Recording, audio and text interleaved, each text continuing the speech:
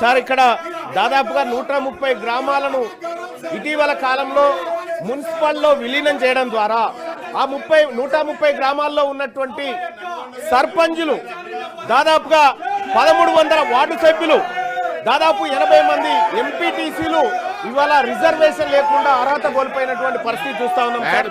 అందులో దాదాపుగా బీసీలకు 634 మంది బీసీల సభ్యులకు బీసీ అభ్యర్థులకు దక్కాలి.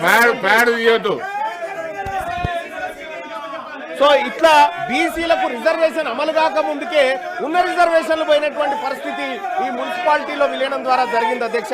సో అధ్యక్ష, అత్యంత బాధాకరమైన విషయం ఏంటంటే మా బీసీల గోడు వెళ్ళబోసుకుందాం, బీసీల గోడు సభకు వెళ్ళబోసుకునే టైంలో విపక్ష నాయకులు బీఆర్ఎస్ పార్టీ నాయకులు ఈ విధంగా వ్యవహరించి బీసీలకు సంబంధించినటువంటి అంశంలో వీళ్ళు చేస్తున్నటువంటి కార్యక్రమం ఏదైతే ఉందో అధ్యక్ష, ఇది బీసీలకు మోసం చేసే కార్యక్రమం తప్ప ఇంకొకటి కాదు అధ్యక్ష. దయచేసి బీసీల విషయంలో బీసీల టాపిక్ వచ్చినప్పుడు బీసీల బిల్లు పెట్టినప్పుడు కొద్దిగా సంయమనం పాటించాల్సినటువంటి అవసరం ఈ సభ వీళ్ళకు ఉండే సార్. కానీ ఆ ప్రయత్నం ఏం చేయట్లేదు.